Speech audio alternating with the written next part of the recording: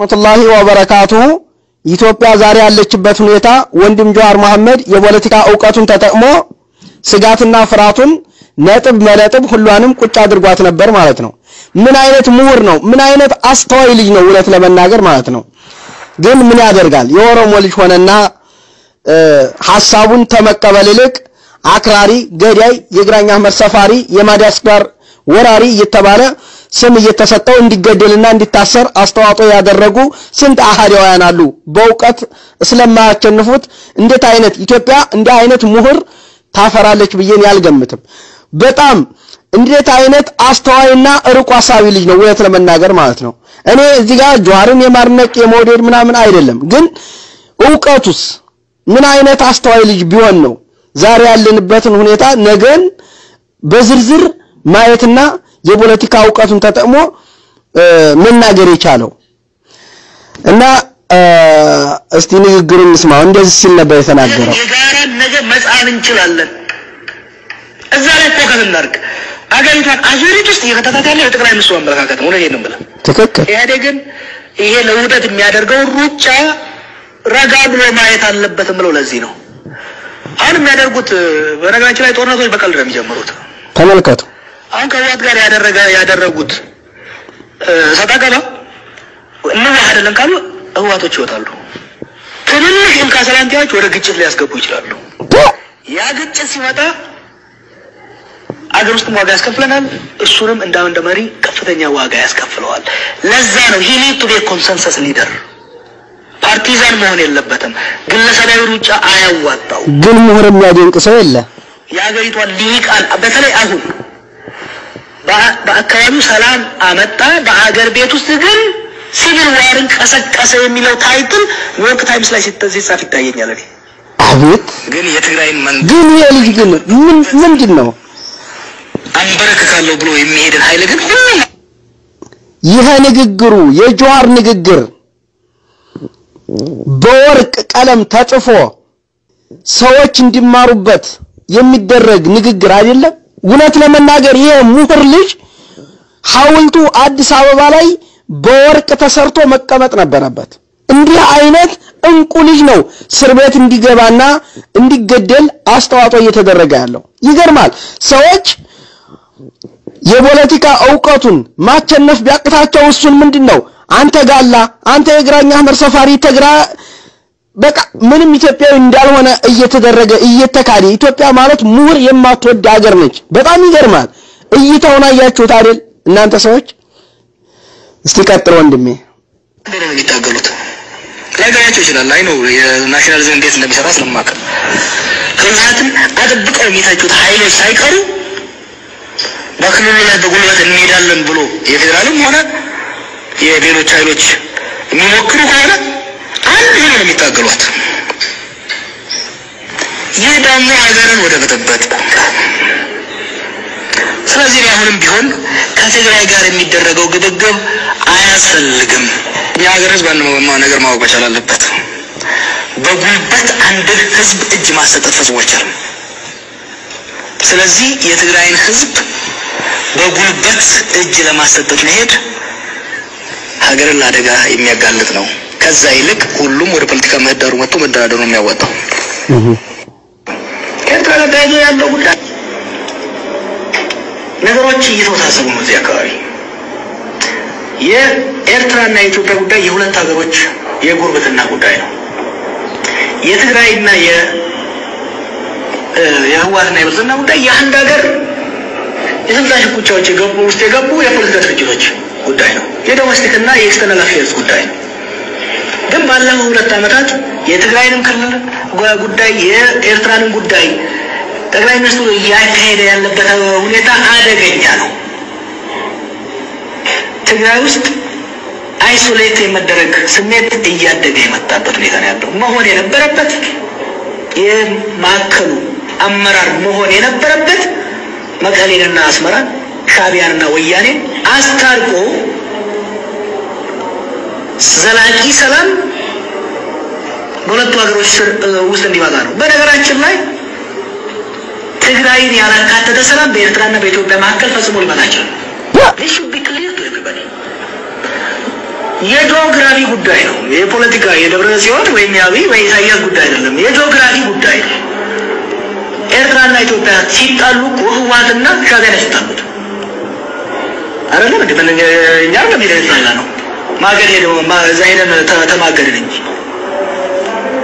በነገራችን ላይ ማለት ስላለብኝ ነው ጠቅላይ ሚኒስትሩ ፕሬዝዳንት ኢሳያስ መጠንቀቅ አለባቸው 1990 ውስጥ የፈጸምናቸው ስህተቶች ተመልሰው ሊመጡ ነው ዛሬ ስለምንድነው ዛታው ተመንጋባው ዛሬም እኮ ልክ ያኔ በፕሬዝዳንት ኢሳያስና በመለስ መካከል የነበረው በፕሬዝዳንት ኢሳያስና በጠቅላይ ሚኒስትር አብይ መካከል እየመጣ ነው ባለፉት 2 ዓመት ምንድነው ኢትዮጵያ መንግስትና የኤርትራ መንግስት ግንኙነት ምንድነው የኛው ውጭ ጉዳይ ሚኒስትር በደንብ ያውቁታል ዲፕሎማቶቻችን ያውቁታል is there anything institutionalized I don't think so ከዚህ አሳደራችን ካምስ በኋላ ነው ተቀበሉት exactly ምናልባት አሁን ካነሱልኝ ሐሳብ ተነስቼ ኢትዮጵያ ውስጥ ጦርነት ይከሰታል ብሎ የሰጉ መሰለኝ ወይም የእርስ በርስ ጦርነት አሁን ካለው የከፋ በርግጥ በሐሳብ ጦርነት ውስጥ ነን የሚሉ ሰዎች ስላሉ ማለት ነው ይኖራል ብለው ያስባሉ እንዴ በጣም እንጂ አንድ ነገር ግን ማወቅ ያለብን ኢትዮጵያ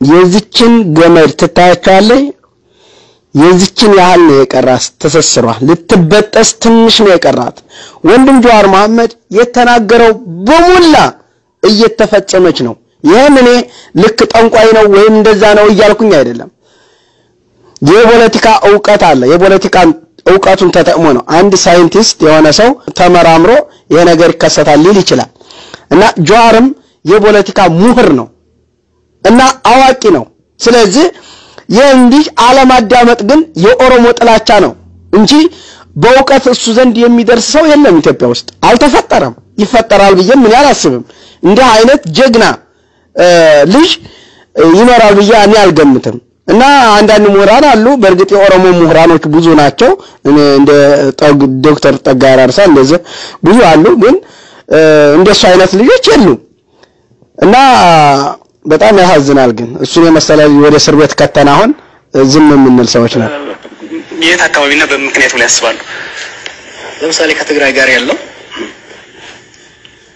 ሲቹዌሽን አንተ የትግራይ ተወላጅ ብትሆን ዛሬ ያለው የሚያስተዳድር ፓርቲ ለቀን ስለ ጦርነት ነው የሚያወራው ባላንጣ የምትለው ኃይል በየቀኑ ስለ ጦርነት ነው የሚያወራው እኔ ሰሞኑን ዶክተር ደብረጽዮን ኢንተርቪው አድርጋቸዋለሁ አብረን መኖር ነው ፈልገው ጦርነት አልፈልግም ብለውኛል ያው የነገሩኝ ነው ምነግሮት እና ያ እንትን ላውንቸርና ማትሪየስ በላይቭ ቴሌቪዥን በጎዳና ላይ ሲኖሩ የነበሩት አበባ መስሎት ነው እሺ ጦርነት ካለ ከማን ጋር ነው ብለ ያስባሉ ነው እሺ ነው የሚሆነው እንዴ ምን ቆይ ሰው ምን አይነት ነገር ማን ነው መዋሸት የሚፈልገው ሰው እዚህ ሀገር ያ ሁሉ የጦርነት ዲስፕሌይ ለማን ነው ከኖርዝ ኮሪያ ጋር ሊታገሩ ነው ወይ ሊዋጉ ነው ወይስ ከሱዳን ጋር ሊዋጉ ነው ምን ማለት ነው አብይስ ወጥቶ ለሉዓላዊነታችን ኢትዮጵያን አንድነት ለማድረግ እንደረምሳለን ሲል ማንን ነው መቀሌን ነው እያለ ያለው እኮ ለምን ነው ሰው የሚሸነጋገለው እዛን እኮ አይደለንም we're talking about our people about our country እና ዝም ብለን በቃ እዛ ጋር ባዙቃ ይዞ እዛ ጋር መትረየስ ጭኖ እዛ ጋር ሚሳኤል ያስመሰለ እንደ ኪም ጆንግ ኡን ሲሮዝ ይዞር ለጦርነት አይደለም እየተዘጋጀ ያለው ለኔ ሰርግ ነው እየተዘጋጀ ያለው ታዲያ በጣም ፍረጃይል የሆነ ሀገር ውስጥ ያለ ነው የዓለም ፖለቲከኞች እንደሚሉት ከምርጫ ሽቶ ወይም ከምርጫ በኋላ ይሄ ነገር ሊከሰት ይችላል እንደኮ ሊከሰከስ ይችላል የሚሉ አሉ ምን አይነት አስተዋይ ልጅ ነው በጣም ነው ሰጋው ለዚህ እንዳንድ ፖለቲከኛ ምንድነው የሚያደርጉት ዝግጅት አንደኛ ይሄ አምባገነናዊ ስርዓት ለመገንባት የሚደረገው ሽርጉ ዲጉ አይሰራም እዚህ ሀገር ያንዴ ፓርቲ በላይነት ያደግ የህዋቴ በላይነት ነበር ብለን አመፀን አሁን ደግሞ ያንድ ግለሰብ አምባገነናዊ ስርዓት ለመገንባት እየተሞከረ ነው እብደት ነው ይሄ ቅዠት ነው ዴንጀረስ ቅዠት ነው እዚህ ሀገር ተቻችለንም ተመካክረንም ትንሽ ለፈስፈስ ያለ ዲሞክራሲ ራሱ መስርተን በሰላም ከቀጠለን እድለኞች ነን ትክክል አምባገነናዊ ስርዓት ለመገንባት እየሮጥን እንደ ትናንትናው ዶሚናንት ፓርቲ ወይም ደግሞ አውራ ፓርቲ ስርዓት እንገነባ ወይስ ያለሳላቢ አስመሳይ እኮ ነው ባለ የዛኔ ሲያስተነቁል እኮ ነው ቤንጤዎች ዘንድ ሄዶ መንግስት ሆናለ ምናምን ሲሉት ቤንጤዎች ያው ቤንጤ አይደል ሄዶ ነገሩን ተደያያለች ብለን የኔ ሐሳብ በሁሉም ቦታ ላይ እስከ ቀበሌ ወርዶ የኔ ሐሳብ ብቻ ስራ ላይ መዋል አለበት ይያል እየተዘጋጀን ከጎን ደግሞ አይ እንደ ትላንትናው ልሙጥ ሊያረጉን ነውና ስለዚህ ያለችንን መትረየስና ክላሽንኮቭ እንወልውል እናሳያል እየሄድን ጦርነት አንገባም ማለት አይቻልም ምን ማለት ነው ለጦርነት እየተዘጋጀን ጦርነት አንገባም ጦርነት የሚያመጡ የሚችሉ እርምጃዎች እዚህ ሀገር ጦርነት የፈጠረው ምንድነው ከዚህ በፊት ብሔሮችን በጉልበት ለመጨቆን ለማፈን መሞከር የተገፋን ብለው የሚያምፁ ኃይሎችን በጉልበት ለመደርመስ መሞከር በሀገር ሉዓላዊነትና አንድነት ስም የተለያየ አመለካከት ያላቸው ከነ ኢህአፓና ሜሶን ዘመን ጀምሮ የተደረገው በሙሉ ሀገርን እያዳከመ ህዝብን እየከፋፈለ ለውጪ ኃይል ተጋላጭ እያደረገ ነው የመጣው ዛሬ መስሉ እንደግማለን ዋይ